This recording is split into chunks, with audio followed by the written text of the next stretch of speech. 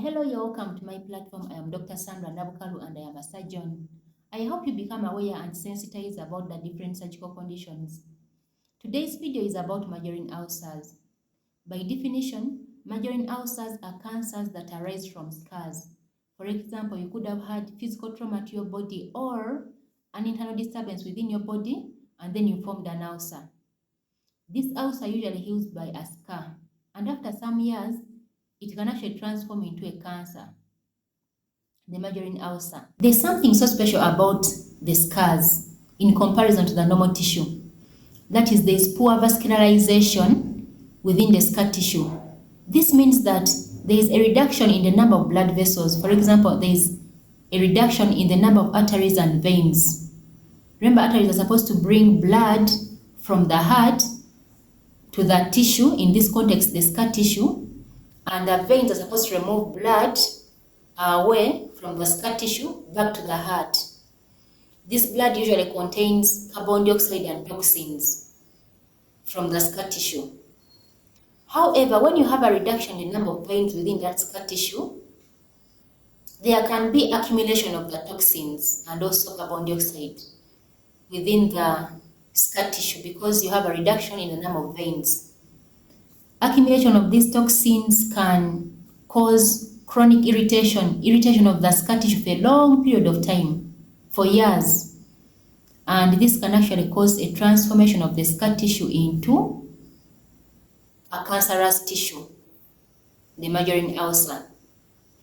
The bad thing about this is that there is also a reduction in the activity of the cells of the immune system. For example, the Langerhans cells. These cells of the immune system are supposed to actually present the cancerous cells to the immune system, to the other cells of the immune system. The Langerhans cells are supposed to present these cancerous cells. However, their activity is also reduced in scar tissues. So that means if there is any transformation of the scar tissue into a cancer, it will just go on growing into a large cancer without any limitation. Yeah, that is what happens. The scars that can commonly transform into a Marjolin ulcer include burn scars, venous ulcer scars, scars from previous snake bites, scars from osteomyelitis, that is bone infection, pressure sore scars, traumatic ulcer scars, scars or wounds that have been allowed to heal by secondary intention, that is the body taking over the healing process without any external intervention by the surgeons. Patients that have immunocompromisation for some reason, for example, they have HIV, they have diabetes mellitus, or they are on some medications, anti-rejection drugs, or cancer drugs. Patients that have actually also received radiotherapy can have this condition, the Marjolin ulcer. The commonly affected sites in Marjolin ulcers include the lower limbs, the upper limbs, the face, the scalp, the chest and the abdomen. The following are the warning signs that you should look out for in your scar that can point to a transformation to a Marjolin ulcer. Please look out for ulceration. For example, you had a nicely healed scar and now all of a sudden it is forming a wound. It is forming an ulcer. That is a very bad sign. Look out for growth of a tissue out of that scar all of a sudden. Please look out for bleeding, blood coming out of the scar. Look out for pus formation in the scar all of a sudden. Also look out for enlargement of your lymph nodes because this can mean that the cancer is spreading to the lymph nodes. It is very, very important that you look out for these signs, the warning signs, because when you don't look out for these warning signs, the cancer can easily spread to the rest of your body. And the moment it spreads to the rest of your body, it is very hard to treat. The outcomes are very, very poor and it has a tendency to come back. I really want to emphasize the importance of reporting to the hospital on time when you see these warning signs because delay to come to the hospital means the cancer can easily spread to the rest of the body because 27% of the cases when the patients come to the hospital, the cancer has already spread to the rest of the body. Please come to the hospital. on time so that we can establish a diagnosis and then we treat you before your cancer spreads to the rest of the body. The inherent nature of the Marjolin ulcer is that it usually presents as a flat ulcer on your scar or a tissue protruding out of your scar.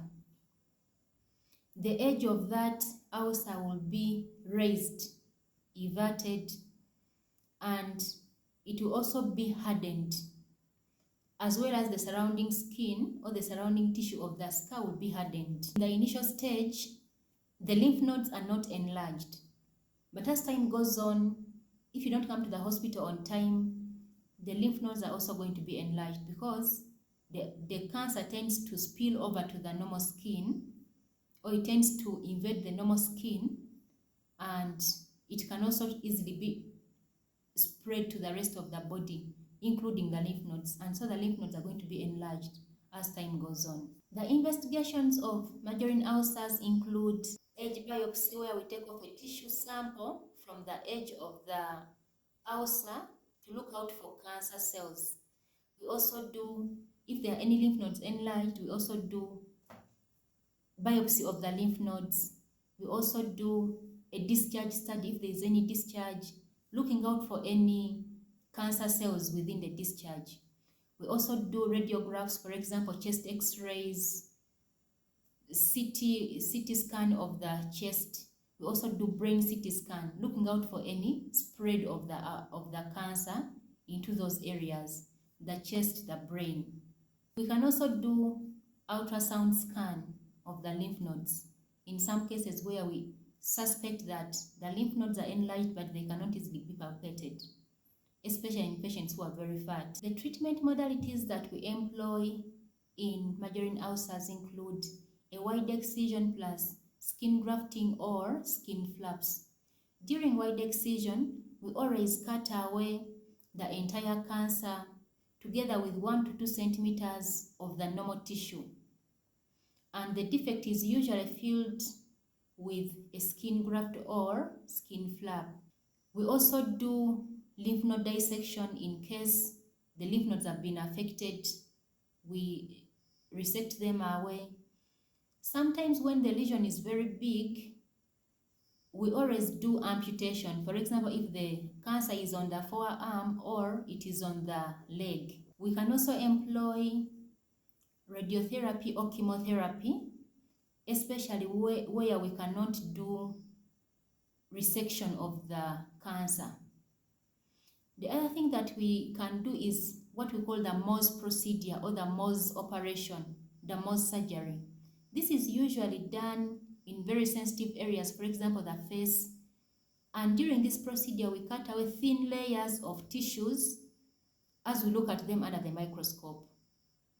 And we continue cutting away these thin layers of tissues until the layer we are looking at is free of cancer. And then we stop. This is usually done on the face and the scalp, the very sensitive areas. When it comes to the prevention of the Marjolin ulcers, we recommend that please come to the hospital whenever you have a wound or an ulcer that is wide, whose skin edges are wide apart. Please come to the hospital, because we as surgeons, we always recommend that wounds heal by primary intention, that we don't let them heal by secondary intention, because when wounds heal by secondary intention, they tend to have a higher chance of transforming into a Marjolin ulcer. Please come to the hospital on time, because coming to the hospital on time also will enable us to do a biopsy so that we do early detection of this cancer before it spreads to the rest of the body. The other thing that you can do to prevent this cancer is please always monitor your scars. Always examine and monitor your scars. Please look out for the warning signs I've told you. Look out for any ulcerations going on. Look out for any pus formation, bleeding, or a growth of a tissue from the scar. Please look out for that.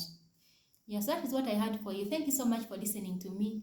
Please share my videos and also subscribe. See you in my next video. Bye.